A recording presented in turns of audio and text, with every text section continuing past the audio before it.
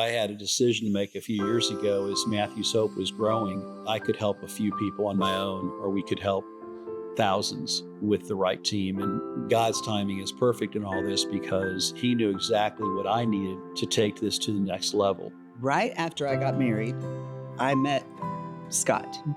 Scott was so inspirational. And I said, I'm going to work for him someday.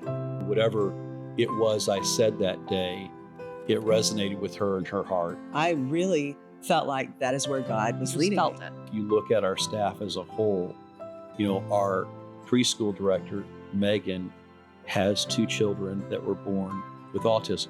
How she operates with children is something like I've never seen. The way that Shelley loves unconditionally is, again, something like I've never seen. I think we both know we're exactly where we're supposed to be. Hi, everyone. I'm Tracy Lewis with We Are Winter Garden, and I am joined by Scott Blue, who is the founder and CEO of Matthew's Hope, and Shelley Bradford, who is the president and executive director of Matthew's Hope. Welcome to episode 56 of Straight Talk, No BS with Matthew's Hope, where we are going to be talking with Shelley and Scott. John, you leave that in there too. I want to make sure that stays in there. I think that's good. So, friends, what are we talking about today? What do you want to talk about? So the main reason I've always wanted to do this podcast is because I wanted people to get to know us. I want them to get to know Matthew's Hope. I want to get them to know our mission, but I also think it's important that they get to know who we are. Absolutely. I think it's fair. Because, though you've mentioned who we are throughout the podcast and it's been peppered in, it's hard to remember who we are. So let's start at the beginning. Shelley, who are you? I was born in Irving, Texas. Texas girl. I am a Texas girl. I'm a Cowboys fan. So I know. My husband's an Eagles fan. So that's interesting. It is an interesting time in our house. So tell us about you, Scott. That is not what I was looking for. No. Yeah, I know. I know that. So Shelley, let me, long time, we came across each other a long time ago. And, we've talked about this on and off, but I think it's a great time to share your first exposure to, first off, me. Yeah. And what your thinking was back there and where that ended up taking you. So interesting enough, today is my anniversary. Happy anniversary. 14 years. Matthew's Hope is 14 years. And right after I got married, I met Scott. And my husband and I were doing a run. And Scott was so inspirational. And I was in school to be a life coach. He really was. He really was. I was in school. You want to sing Kumbaya? That's right. I was in school to be a life coach. And I was standing at the front of the line, which I never do. But I was standing there with my new husband. And I said, I'm going to work for him someday. And I tried and tried and tried and tried. And it took almost 7 years. Wow. 7 years. And then 7 years she was chasing you. I know. Nobody's chased me for 7 years for any reason, any legal reason I can think of. She must not have known you very well yet. No, she didn't. But I think she knew. I think more importantly, I think she saw through whatever it was I said that day. It resonated with her and her heart. And I think that, it's interesting that, I've tried to rethink this over times where Shelley talks about how she tried, and I resisted. And part of it wasn't so much that I was resisting her. It was, we were a small nonprofit with nothing. And we've shared it on here before, but it's worth repeating that, she really never had an interview with me.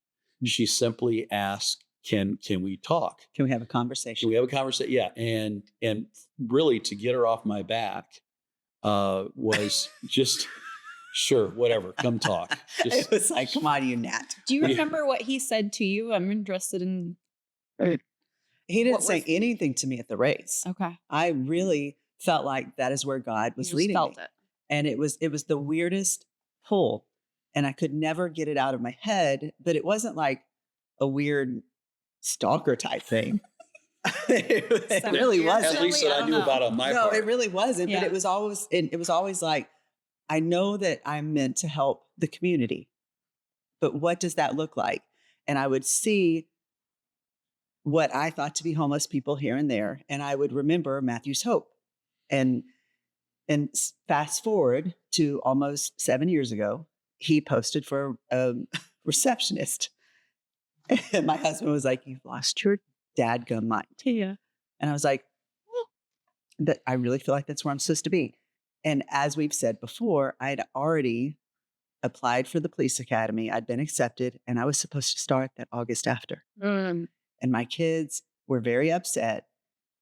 And they were like, "Mom, you're going to die. We don't want you to do that." And I said, "Okay, you need to pray.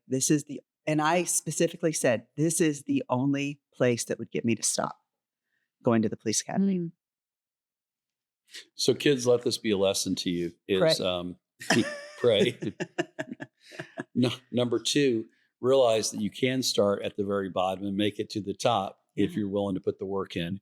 And that is, I say that tongue in cheek, but then again, it's true. Someone asked me the other day, they said, "So how exactly do you go about becoming a CEO of a large nonprofit?" And I said, "Well, we're not that large." And I said, "Number 2, I created the job." Started. So I said, "I'm not sure that's the right, how you become the top dog or whatever you want to call it." But I said, that's just the truth. And I said, the reality of it is I'm no different than the guy that was going out into the woods 15 years ago. In fact, a lot of times I miss the basics of just being out there in the middle of all. The one reason I really oddly enjoyed some of the storm, the hurricane, sure. was it allowed me to have some time with, you're always saying my people. And it's true. It was some time to spend with them and talk about their heart's desires and their concerns and their hopes and their fears and stuff in a way that I don't get too often anymore. But I had a decision to make a few years ago as Matthew's Hope was growing, I could help a few people on my own, or we could help thousands with the right team. And I'm blessed to say that God's timing is perfect in all this, because he knew exactly what I needed to my, I don't even dare call her my right hand, because she's so much more than that. But he knew who to connect to me to take this to the next level, because I'm more of a vision caster type of guy. I wake up from dreams and visions and say, this is what we're going to do. And it sounds all great and all that, but you still have to get it done. Yeah. And Shelley is very good at getting in my head far enough that she can take what she hears me saying and help me move it in the direction and make sure that we cross the T's and dot the I's. I'm not that guy. And I think, I know for a fact God knew that. And he said, okay, here's going to be your partner in this. And here's who's going to do this. So in a lot of ways, it is like any other relationship you can have. I'm probably as close to Shelley as anybody in my life. And in just a very unique way. There's nothing weird about it. I've told her husband, I love your wife, and Darren knows what I mean by that. Sure. We have to laugh sometimes because when we're in public so often together, people assume we're husband and wife. And then they see Charlene and she's, much shorter, brown hair, brown eyes. And they see, Darren, who's dark hair and much taller than I am. And completely different personality. Yeah. There's absolutely nothing. I don't think there's anything about Darren and I that you would say is remotely the same. Not even, no. Okay. No. But that's not bad. But he is also, I thank him at times, because he is also the perfect mate for her, that understands her heart enough to understand what Matthew's Hope plays in her life and her heart. Mm-hmm. And that's critical, because we're on 24/7. Yeah. I recently posted about, right after Hurricane Milton, I went home and I was there by 2. And one of the biggest fights in our marriage is me sleeping on the couch. Mm. We don't fight about money. We don't fight about anything but that. Me sleeping on the couch. It will in my timeliness, that too.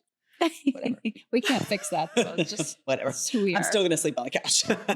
And I woke up that night and he was laying there next to me because he just knew I was that tired. Mm-hmm. But he knew that I was where I was supposed to be the 48 hours before.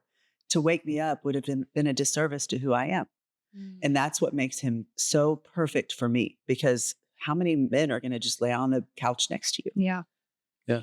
And in my case, Charlene was with me the whole time. And so that has created unique pieces to our relationship, to where we had to learn how to be together Yeah. 24/7 in a way. And I mean, it really, a lot of people don't know this, but I fired her Yeah. after a trip to Mexico, because I realized how much I loved her, but I realized that that if we continued on the path we were going to do, it was going to destroy one of us or destroy Matthew's hope. And so we were able to, like any other relationship, I mean, we did counseling. It was a weird kind of counseling, because it was like, this is good and this is good. When we bring it together, it can be pretty miserable. And I have to say that our relationship, it's as healthy as it's ever been. And this last hurricane, it meant a lot that she was the one sitting up beside me for 50 hours or whatever. And you both share the same heart. Yeah. But you share, but how she sees our homeless guests and how you run this ministry, it still comes together. Yeah. It's in conflict. At the same time, it comes together. Yeah. Charlene has a heart that goes beyond most anything anybody would understand. I mean, when we go on vacation, the hardest part about vacation is that I kind of want to shut down for a while, and she's looking for a homeless person to feed. It's just her heart. It's just who she is. I mean, we're sitting there, whether it's New York City, Washington, D.C., the Netherlands. Yeah. We've been to Europe this year, and every place we went, there was two things that she needed to see. Three things, really. She wanted to see where the homeless were at in that community. She wanted to see who she could feed. And she wanted to see who, if anything, or what, if anything, was serving the homeless in that area. So I do those two. I just don't really want to know who we can feed. Yeah. And it's just because I know my limits. I know that if I don't, I don't want to say disconnect, but if I don't disconnect, I'm not going to come back refreshed. Mm-hmm. Yeah. And it is hard to, it is hard to stay fresh. It is hard to stay focused sometimes when you see so much dysfunction, and you see so much hurt, and you see so much pain that is actually being caused sometimes by the very people who are trying to help. Yeah. Or they're doing the wrong thing for the right reasons, but it's still the wrong thing. And when you throw in the laws, one thing I've said a lot over the last couple of years is I never started Matthew's Hope to become an advocate. It was, I wanted to help people that were in a position I'd been in before. I wanted to do something different than I believed others were doing it. I wanted to help truly give a hand up instead of a hand out. I felt there should be responsibility, and I could keep going on. But as we've moved forward, I have discovered a lot of things about myself and about people that I've had to make adjustments to. And this is what happens when your thought goes completely a different direction than where you thought I have you a were going. question for you. Ask me a question. For God knows where that was. For those who don't really know you yet, they're just getting to know you, which this is the purpose of this episode. Tell us a little bit about you, because you were homeless. What brought you there, and how did you get out of it? I mean, we had circumstances. There'll be people in my family who would probably even debate our homelessness because of how we got there. We saw there was a lot of things that happened over a period of time that the wheels started falling off, and it really started with I have come from a dysfunctional family, 9 divorces between my parents. I mean, just throw that one out there. But when my little brother was born, he was 11 years younger than I am. And that's when I think things really begin to change. We had a house across the street from the school that my mother went to, my elementary school. We both had the same kindergarten teacher, Mrs. Tennant. Things were pretty middle class at the time. Now we had lived poorer than that I jokingly say that, I spent a lot of my early years in living in a Black community. That's just where we were. I think it's why I struggle sometimes with when I see racial situations now. It's because I was in the middle of that. It never felt like that. I don't understand why people think that way. But Jason was born very sick and with 3 holes in his heart, and had his first open heart surgery at 6 weeks old. His third by the time he was 1. My mom was married to a man, his father, who was very abusive, and it was, without getting into a lot of details, there was nothing about it that was healthy. There was physical, mental, and sexual abuse happening in the house, and eventually he took off. And my mom wanted to get a new start as Jason progressed and got better. And we came to Florida, sold our house, got down to Florida, realized that, in the 70s, Florida was known as retirement world. I mean, we started down in Naples and nobody even wanted to see children down then. And what I noticed over time is as the money was running out, the hotels got cheesier and cheesier. So it felt like vacation at first and then got worse. And things just it was just one thing after another. I ended up dropping out of high school. I've been in and out of runaway centers as a kid. There's so many things that were going on that it almost feels impossible that could have been my life, except the fact that I was there and I lived it. And so when I was able to then have a very successful career in sales and marketing for over 20 years, things are good and God had another plan. And next thing I know, I'm in seminary in my mid 30s. And I go to seminary and I learned over time that I love God. I love Jesus. I love people. I don't like religion. Yeah. And so that was a struggle for me in the traditional church sense of things.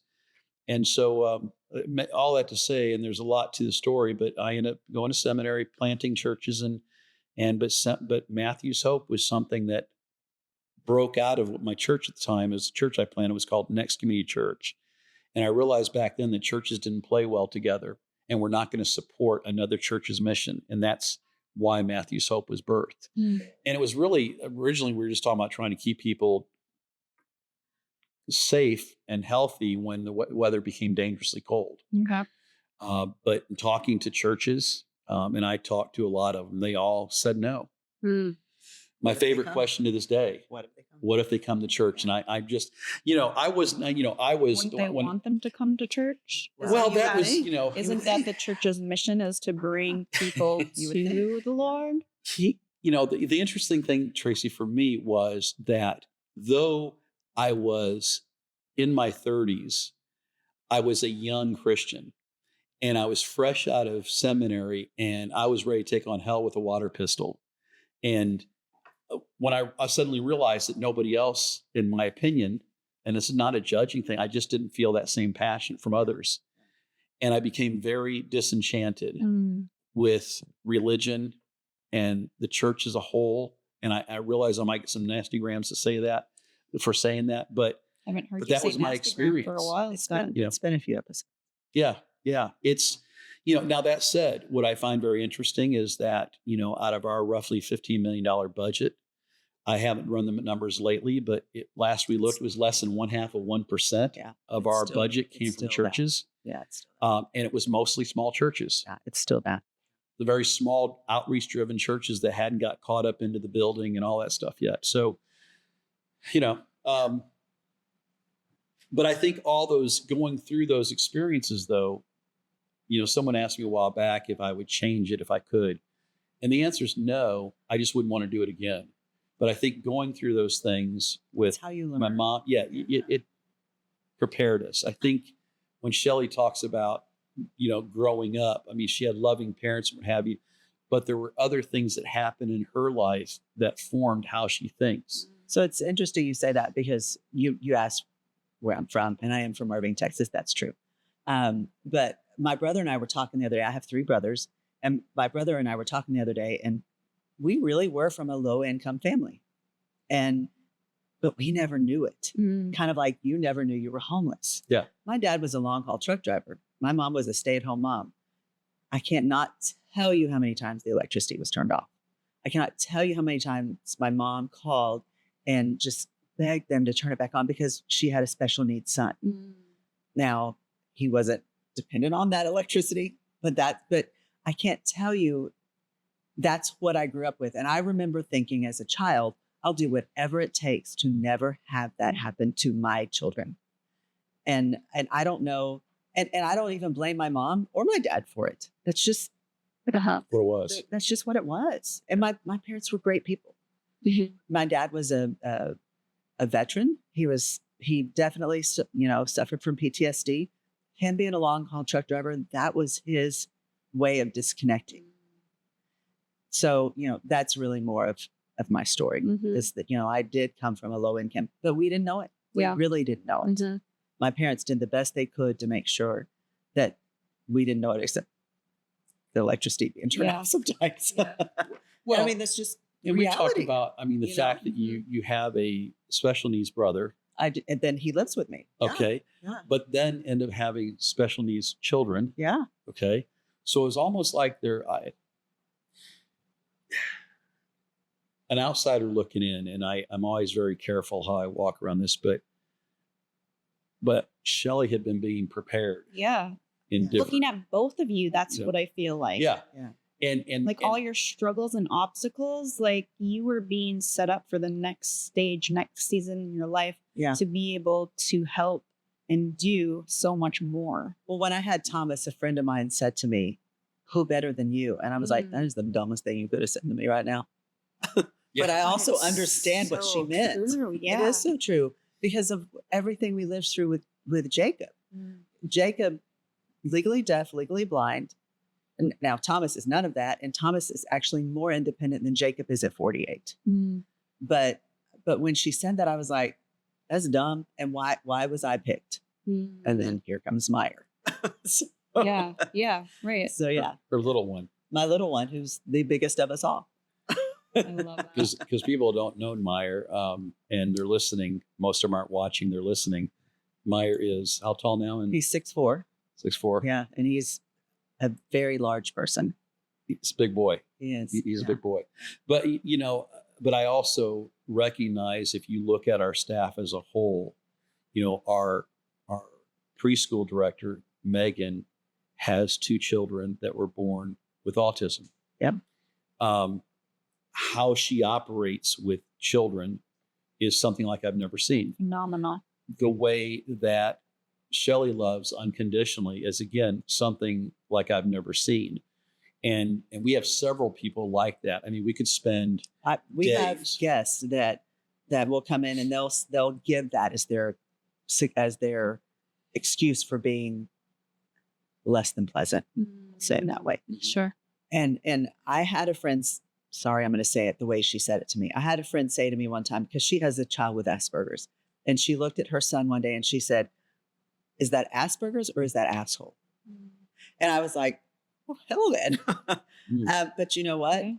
I will tell you, I have used that with one of our guests more than one time. And he takes such offense to it. And I'm like, look, I don't allow my children to use that as an excuse. And I'm not going to allow you to use that as an excuse to disrespect me and my staff. Yeah. It's just not necessary. Right. And it's also working with our guests. Who could say that? Only me. Right. You can say that and get by with that and plan it. But I will also tell you that we don't let people use anything as an excuse. Yeah. One of my favorite stories, and you tell me if you can remember, his name escapes me right now. His arms are underdeveloped. I just saw him the other day. He's been in jail. Yeah. Okay. I can't remember his name. His name escapes me right now. Yeah. So this gentleman, if you see him, has the most infectious smile on the planet. And he's well-spoken for who he is. And I just really like this guy. So I think both his arms are short and kind of deformed. And I think he's got 3 fingers on one and what have you. It's a challenge, right? And so I'm talking to him one day because I'm thinking this great personality. I said, when was the last time, what was your last job? He goes, "Oh, I've never had a job." I go, "What?" I said, "How old are you?" I think he said 38. Yeah. And I went, you're 38 and you've never had a job? And he goes, well, my mama said I couldn't work. Oh, no. And I went, wow. And he says, and then he goes, she said, if I tried to, I'd lose my check. Yeah. And I said, well, how much is your check? And he said, $709. I said, is that getting you off the streets? He goes, no, sir. Mostly gets me in trouble. I said, look, what I said to him, I said, you got a broken wing. Chances are you're not going to play basketball. But he's a good basketball player. And here's what he says. I play basketball. Oh, Yeah. I go, wait a minute. Yeah. I said, I can't play basketball. You can play He goes, yeah, I play basketball all the time. Wow. I said, then stop. Mm-hmm. You have to decide now. Okay. Just accept it. You got a broken wing here. Accept that now and be done with that and move forward. Now, he's not there yet. And unfortunately, because he lives on the streets with this little bit of money, he continuously gets in some level of trouble. Nothing major, but he'll throw him in jail for a little while. And, I'm hoping one day that he is ready to move forward. Yeah. But we will also talk with people that way. I have people get very uncomfortable how I talk to some of our people with disabilities. But those people really love it. I have one of the gals that over in Brevard County, she's paraplegic, Melissa. And I tease her all the time. And she loves it. And she just, and her husband and her catch our bus twice a week. So and he comes in and he bathes her twice a week. And, being confined to that chair, there's a lot of health issues that come with that if she can't bathe. And so Thomas bathes her and stuff, but I'll sit there and go, hey, Thomas, how's the back of your ankles doing? And she'll say, I've never hit him before. Kind of look at me. I said, oh, come on. And she'll start laughing. And, first I'm sitting there going, you're paraplegic. Why in the world, United States of America, are you living on the streets? Right. Okay. And here's what happened. They were evicted because Thomas couldn't care for the yard the way it needed to be cared for because she requires 24/7 attention. Did I mention she's a paraplegic? Right. Okay. Yeah. She needs 24/7. Okay. Would it not have been better if someone said, well, you know what? We see this as a challenge for you. We'll clean up the yard for you. Mm-hmm. So I think that, this thing is kind of all over the place today, but I think it kind of helps people understand where we think and why we think and who what we are. do. Yeah. And the people we're dealing with, because it does allow us to talk to them in ways that maybe no one else can. And the way that they maybe need it. Because like you said, his mom said you can't do that because you have a disability. But that's not. That's what disabled him. It wasn't right. the arms. Right. Which is, not to pat myself on the back, which is why Thomas is so independent, because I've never said you can't do something. Oh, that's so good. But he takes a rideshare program every day to work. I could not trust my brother to do that, which, so. Which who knows if that was done differently back then, if it'd be any different. Right. But you knew for him. I don't blame my parents. That's what they knew. Right. That's what they knew. Yeah. Yeah. Which is unfortunate because, the fortunate thing for Jacob is he does have Shelley and Darren, who is, in my opinion, angel on taking on this family. He chose this. Yeah, he chose this. I remind people all the time. They go, "Why do you?" Because people have heard me say the respect that I have for Darren, and I said, "You have to understand." I said, "I don't even know of myself," and Shelley's quite lovely. I mean, for God's sakes, okay, she's lovely. She comes with a lot of stuff. I do. Yeah. I don't dare call it baggage, but she comes with a lot of stuff. And oh, by the way, we're going to throw your 48-year-old brother in there in the mix too. And Darren says, I got this. So that says a lot about him because I don't know. I know a few people would do that, and I'm not even sure if I'm capable. I want to believe that I would, but I just don't even know if I'm capable. I got a couple of things. I know we can't keep going too long, but I want to ask Shelley a couple of things. Yeah, definitely. If I can. Take it away. Shelley, I'm curious, what do you dislike about your job the most? Probably the fundraising. That makes me a little nervous. And I love the coaching aspect of it. But when I have to come down on somebody, man, I hate that. Yeah. Because I really I want to coach them through it, but sometimes when they don't catch it and I have to be firm, I probably feel as bad as they do. I can do it. And there's been times where I've just lost it with people and then they know I'm serious. Yeah. But I also don't want to do that so much to where they don't take me serious anymore. Right. So, I hate that part as well. That's fair. Yeah. That's fair. But I'll do it. I can do it. Well, it's funny because, Shelley being in the position she's in now, I don't know how many months ago it was when I named you president, but I don't know that I've ever told you. I went home and talked to Darren about it. And he was like, man, I really liked executive director.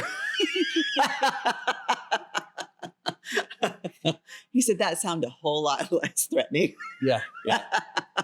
Now you got them both. Now I've got them both. Right. and you can take care of the fun stuff.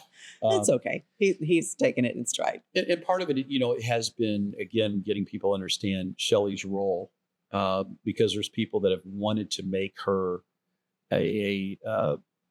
my right hand Or a secretary. And it's way beyond that. And I think it's important people, not only that I recognize it, but I need other people to recognize that as well. So if you could change anything about your job, what would it be? Man, there's not a lot. I don't ever come to work and think, I don't want to be here. There's very few times that right before Milton, I felt a little weary just because I knew what was coming. But there's not a lot I would change about it because I feel like I'm very fulfilled, probably for the first time in my life. And I'm not trying to butter you up. It's just the truth. But if you want me to butter you up, I will. No, I prefer you not. That's what I love about you. I mean, there's not much I would change about it. I love the fact that I do have a family and there is flexibility when I need to take care of my family. But I also know that when I have to, buckle down and be at the office later, I appreciate that I've got that support at home. And I also appreciate that Scott recognizes it as well. Sometimes there's times I don't get into the office until 10 o'clock, 11 o'clock during the day, but that doesn't mean I haven't been talking to Scott or somebody else starting from 7 o'clock in the morning on. My day really kind of never ends until I close my eyes. Runs into the next. But it doesn't ever much feel like a burden. It's good. Have you ever just wanted to quit? No. Huh? Scott's like crud. No. I do. I do. I mean, there have been, let me rephrase that. There have been times where I've thought, would for profit be easier? Oh, for profit would be so much easier. But then would it? No. Would it be less fulfilling? Right. Yes. Would it be easier? Yeah, there's days. I mean, I lived in corporate America for 20 years, and most of the time I was in management. And I think it was easier sometimes just to hire and fire people at will, where we're more invested. Yeah, it's harder to do that. And I was never that, though I could hire and fire at will, I was typically someone who gave you every last chance. That grace part is always part of it. I was someone who was a little bit more. But when I could finally be done, I was done. I was done. Yeah. If you said in the for-profit world, if you told me to fire someone, I would fire them and not look back. And I've had you probably don't know this, I've had my car scratched with keys, the whole bit, because I was kind of that ruthless. So really it probably would be. You just got things done. I did. And that's probably what's made me successful today is because Scott and I scheme. Scott will wake up, he'll call me, we'll scheme, and we'll make it happen. And I have my part and he has his part. What a team. Scheming, dreaming, and playing. Yeah. Or praying. Yeah. And I mean, honestly, Brevard, he came to me and he was like, are you in? And I think that if I would have said no, it probably wouldn't have happened. No, it would not have happened. I think that, anytime, what's really funny is over the years is that I've always said, okay, we're done for a while. And the minute I've said something like that, we grew again. And really, we've been in 15 years of constant growth. Yeah. That sometimes I don't know if I'd know what to do if I didn't have a project to work on. But I find it fulfilling too. I actually operate better under stress and pressure and crisis.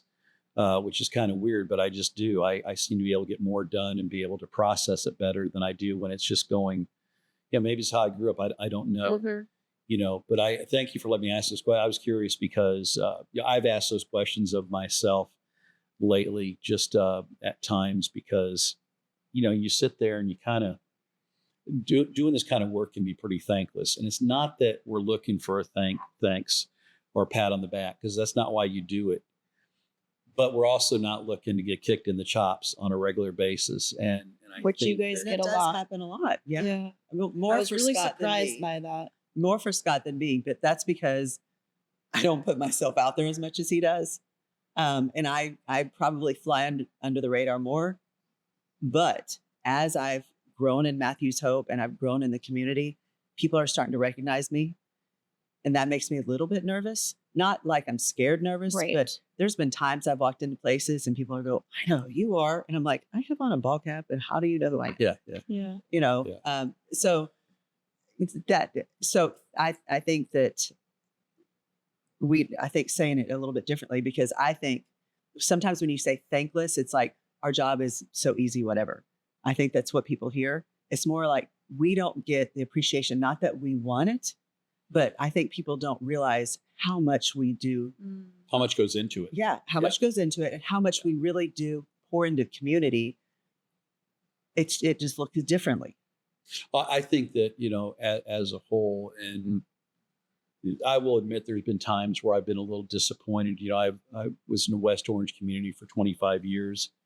I still consider it home, even though I'm living over in Brevard now. How many people don't realize the things that Matthew's Hope has been involved with for years that has impacted this community, and we never did it for the recognition or anything. At the same time, there's times when you see certain things happen, you go, wow, I'm exhausted, and sometimes I wonder why. But I think, someone told me a while back, about those treasures in heaven. And my response was, well, if it's not true, I'm going to be one ticked off guy. But the other side of it is, and before we close, is just to say that I think we both know we're exactly where we're supposed to be. There's nothing worth having that isn't worth fighting for. We've all heard that thing, if not us, then who? But truly right now, I kind of feel like when it comes to Matthew's Hope, like I said earlier, I never planned on becoming an advocate, but I think with age, that's coming more. And me coming to terms with my own mortality and saying, what is the next 10, 15, 20, 30 years, whatever God grants me on this earth, what's that going to look like for me? I'd like to believe that I leave this planet a little bit better than I came into it. And whether someone remembers my name or not, I could care less. But my hope is, and I've kind of said to myself at times, that if somebody were to sit there and go, hey, there was this guy I met, kind of chunky, when I met him, he had what they called a boy band haircut, whatever. Yeah. But he said this, and if that were to happen, that would be everything for me, because it meant that you left your stamp on there. Like I said, I don't care about the name recognition. I care about, even when I get beat up, for the most part, I can't say I don't care, because that would be a lie. But I kind of get past it pretty quick. What I don't get past very quick is when I feel like my team or Matthew's Hope is taking a beating for some reason, because somebody doesn't like me or doesn't like something I've done in my personal life or what have you. We have a very well-known church here locally, right down the street here in Winter Garden, that made it a point to make sure everybody knew why I was getting divorced. And the thing is, it's like, first off, it's been 10 years, but not that everything that took place was okay. But what bothered me is you're going to hurt the very people you claim to care about.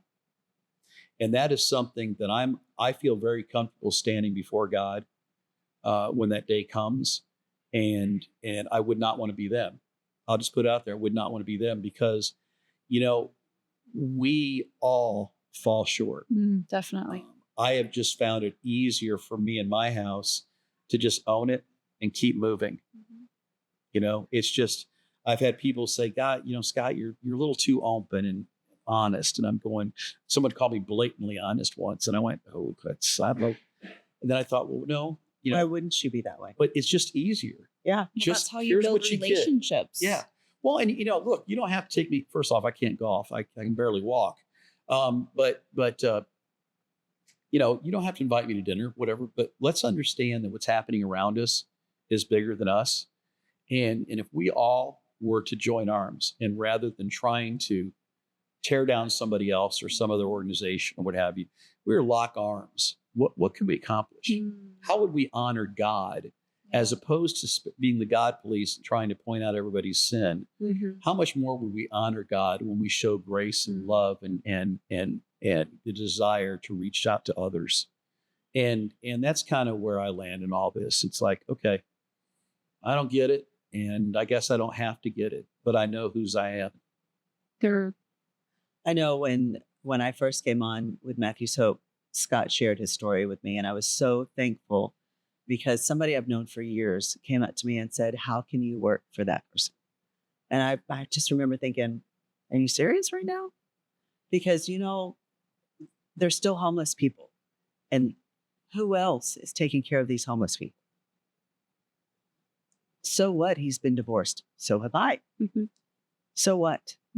So what? And we all fall and we all make choices. We've all that made bad decisions. aren't the best choices. Right. I got chalkboard full of them, but again, I where told are you someone, at now? What are you doing now? Doesn't mean that you're perfect. Oh, It just means that absolutely you've not. hidden it better. Yeah. and owning it doesn't mean you may think it's okay. No, I'd rather somebody own their stuff than try to hide it. Well, Because if you if don't, you hide you can't it, grow. if you hide it, then it's always going to come out. Well, then you're always being false with people. Or misunderstood. So, I've tried to, since we've talked Authenticity about is it, tried to just be very, here it is. Most our staff are females, and many women have been hurt by men. And so I felt it was responsibility, have felt a responsibility to say, let me lay out the cards on the table for you.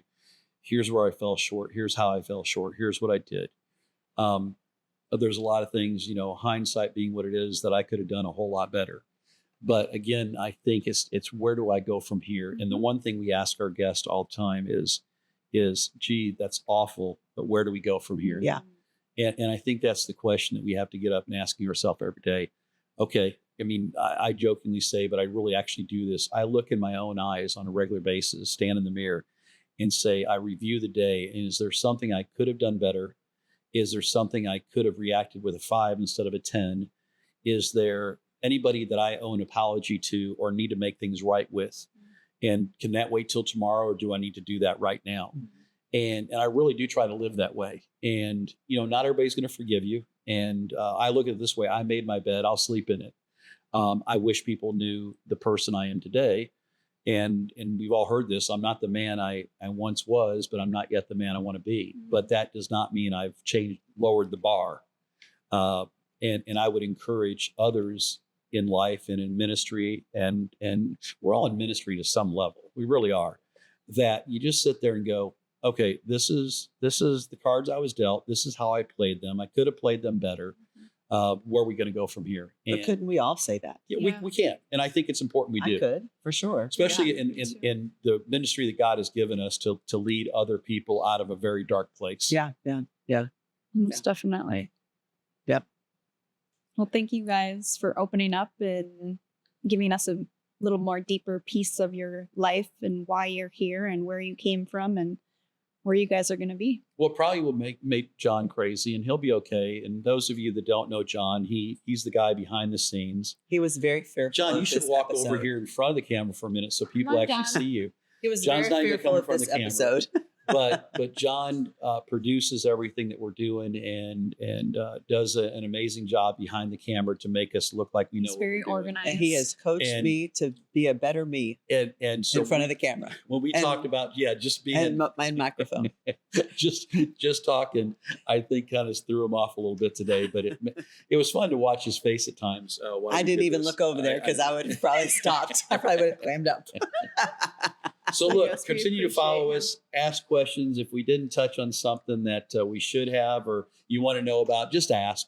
We're more than happy to be an open book and share with you whatever we think. There's no question too hard. There's no question off the table. You may not always like our answer, but we will be glad to give you the truth. Thank you so much.